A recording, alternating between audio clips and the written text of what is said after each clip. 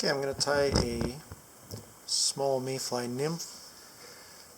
This is on a size 14 one time short nymph, curved nymph hook and a 7/64 silver bead.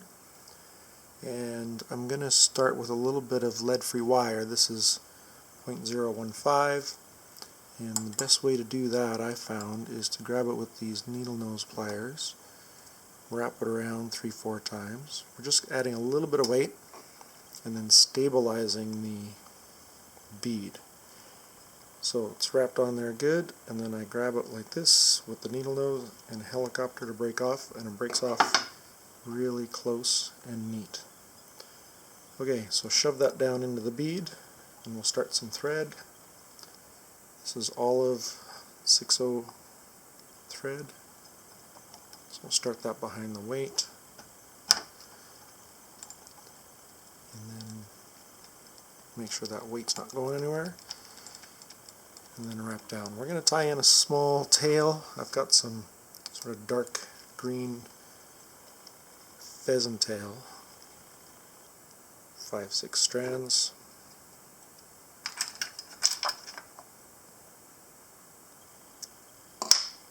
Get the curly cues off. Measure a tail about a hook gap. Wrap that on and wrap all the way back.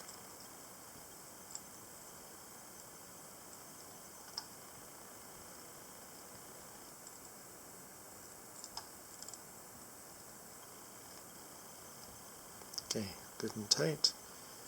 Should be able to just rip those off. Now we're going to put some wire. I've got some small silver wire. This could be tied with gold bead, gold wire too. I don't see why not. Just mixing it up. Okay, wrap that all the way back. And then we've got some dubbing. Now I prepared some, and it's kind of a light green, tiny little bit of brown, tiny little bit of pink, tiny little bit of flash to it. Kind of looks like this. So we're going to put just a thin noodle on the tying thread.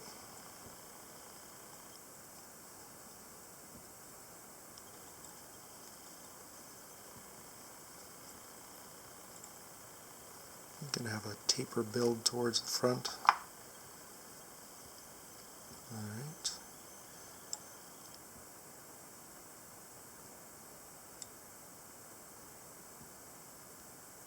I think just a bit further. It's better to go too far than too short at this point. Okay, now we're going to wrap the wire forward, so I'm just going to put in a half hitch and then get my tying thread out of the way.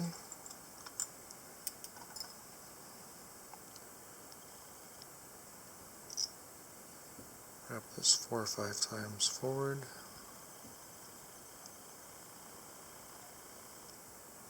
And then tie it off.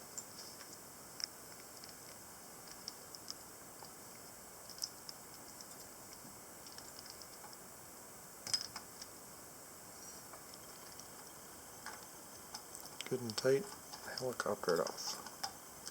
Okay, at this point I generally reposition the fly so the shank with the bead is more parallel, and a bit more dubbing. This is the fly of many dubbing applications. So, sort of fill the gap.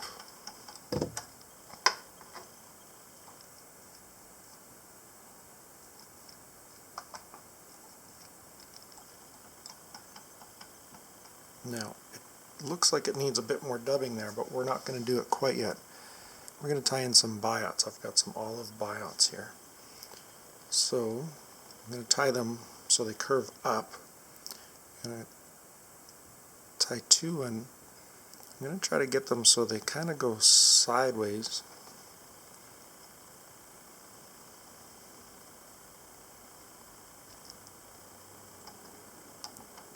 Kind of like that. Snip off the trim.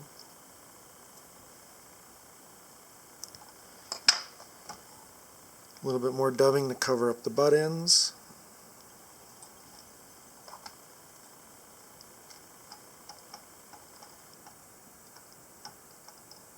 and then 2 more biots. I suppose it should be 6 biots in total, but I don't think the trout can count.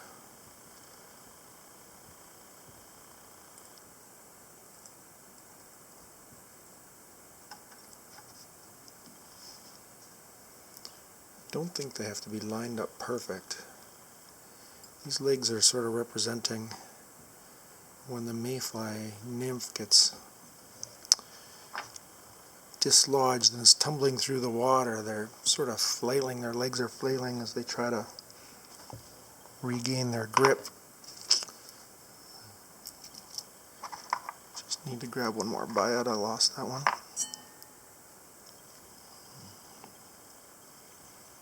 Okay, curve side going up. This is just a little tricky with a camera in between me and the fly.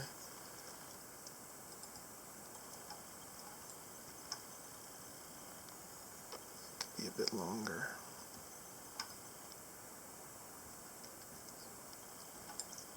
Alright, nice and tight. Snip those off. And then just a tiny amount more dubbing to cover up the butt ends. And then whip finish.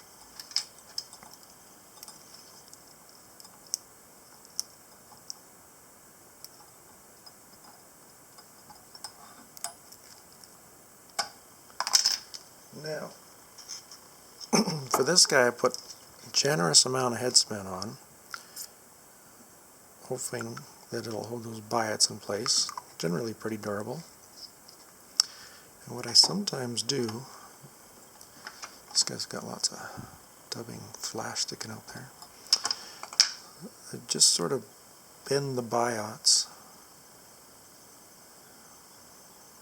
Sometimes they bend easy, sometimes not so much. That's what I'm kind of looking for. So when you pick up one of those little nymphs, when you find them under a rock, and you sort of let them go in the water, they quite often sort of curl backwards, and then their legs are kind of flailing, looking for grip. So that's kind of what I'm trying to represent here. That kind of shape. So there you go. There's a really effective little sort of puke green colored green drake nymph.